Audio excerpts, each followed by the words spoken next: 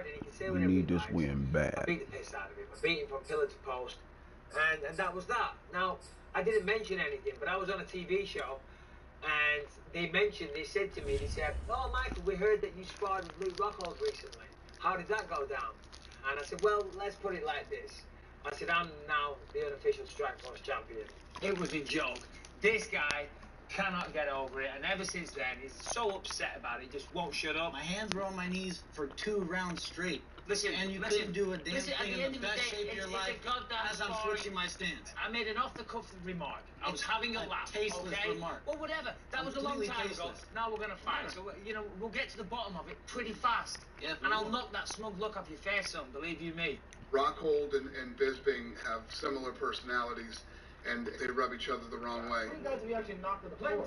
Plenty. What? Many. I've never seen it. Bisping's a guy, just, he opened his mouth, so I'd love to shut him up for good. If that lanky streak of piss wants to get it on, I have no problem. It's one of those fights where neither guy wants to lose to that guy. Ladies and gentlemen! Luke Rockhold at the time, he was the future. He was the middleweight division at that point. He was on a freight train towards Chris Weidman, and everybody was tipping Rockhold to completely dominate this division for a long time. Well, it's been a long time coming. Luke Rockhold versus Michael Bisping. Again, it just wasn't his night. He seemed to be so concerned with other things going on around him that he didn't give Rockhold his full attention. Oh, and a head kick! Bisping's down! Big head kick. Oh, and that could be it! This could be the finish! Luke Rockhold with a one-arm mounted guillotine. It kind of felt like his last chance. That wasn't the first or the second or even the third eliminator he'd been in. He'd had more than his fair share. It looked like the end of the road. I remember stepping into the octagon, and that was the first time I saw a question in his eyes. It was the first time it looked like, maybe I'm not going to make it.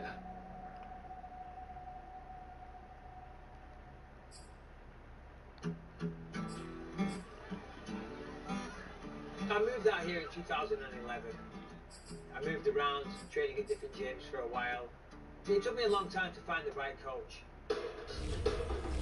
I was training a friend of his down here at Ruka. He shot me a call and came on down. He felt that I had something that he can gain from. He can actually get something off of me. And I felt that I had a real fighter in front of me. I felt like he had no direction. He didn't know where he was going. He was just fighting strictly on heart, speed, and experience. You know, he wears his heart on his sleeve. He starts letting those emotions start controlling him. He starts letting those emotions anger. We need this, fellas. We need this. A guy, especially a guy with the talent that he has, I think to myself, this guy could be champion. We just have to get this thing right.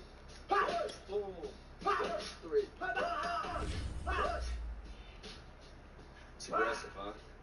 It's such an emotional roller coaster as a fighter. And Jason's been there. Jason was an undefeated boxer, you know, and he understands what we go through mentally and how to handle that, how to handle these emotions. Hey, that's where we want to work, right there, Bob. I used to find something I really didn't like about my opponent, or maybe something they said, maybe an insult or whatever. You know, I think if I could go into these fights as angry as possible, there's no way that these guys will beat me.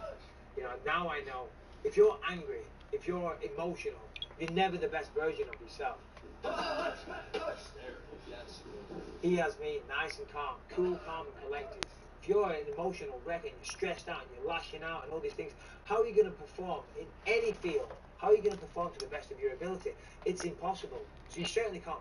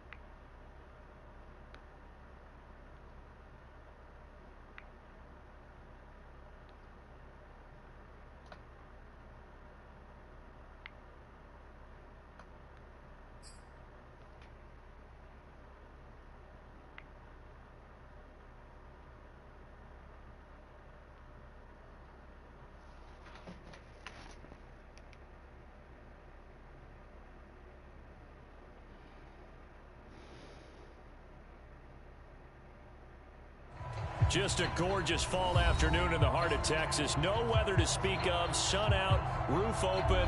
Yes, yes, and yes. A great day for football at AT&T Stadium in Arlington. Obviously, they do everything big here in Dallas, and the introduction of the Cowboys, no exception.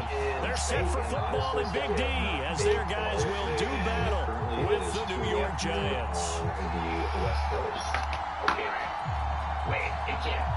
Oh my God, it's 3 in the afternoon here, and I have not baked yet, sir, all right? The accountant is here, all right? So I'm working with the accountant, and so is Bruce, so it doesn't do that good stuff. He kind of gives you that look when you're just, I don't know, 7 plus 5 is...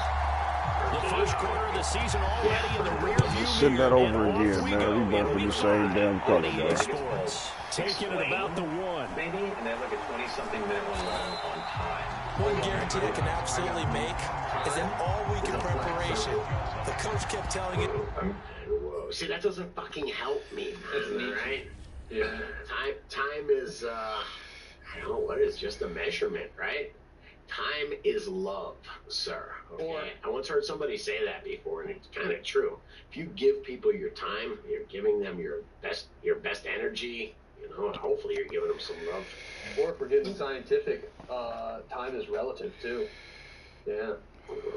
See, Guru, none of your shit is helping me. I'm sure we'd do great in physics, man. If we're trying to send somebody to the fucking moon, it'd be great, but I don't know. Hey, you use this concept every single day if you use the maps on your phone. Right. Because that has to use Einstein's theory of relativity because the satellite's moving way faster than just being stationary. I didn't say it was garbage. Factor it in, otherwise you wouldn't have GPS.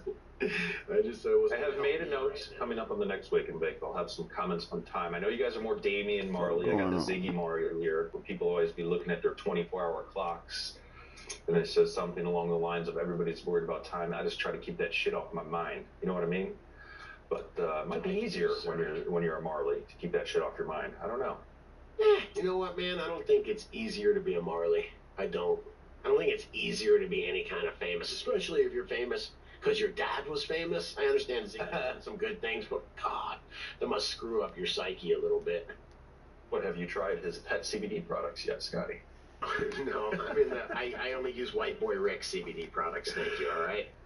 All right, let's talk about the show rundown today. Cannabis, news, culture, entertainment, wake and bake, worldwide, baby. We're going to talk about seasons are changing, trying to stay healthy and happy going into winter, especially where I live. I mean, we have the seasonal change that takes the sun away. You still get some good sun there in the front range of Colorado, but yeah, regardless. It's freaking paradise here, 6 months out of the year, however many months out of the year, and then it's like frozen paradise, where you're like, man, I remember going outside used to be so much cooler. Frozen paradise, where it gets dark. Look like we might have to cut the game off and jump back in. What are you going to do? It's not like it's any better for you. It doesn't get light where you're at, does it? Oh, shit. Speaking about time, we're about to lose some time on the day. Doesn't that come up sometime soon? Or has it already? No, it's in December. Bro, time is relative, man. You can't lose something that's just relative, man. I agree. Coming up. I agree next week.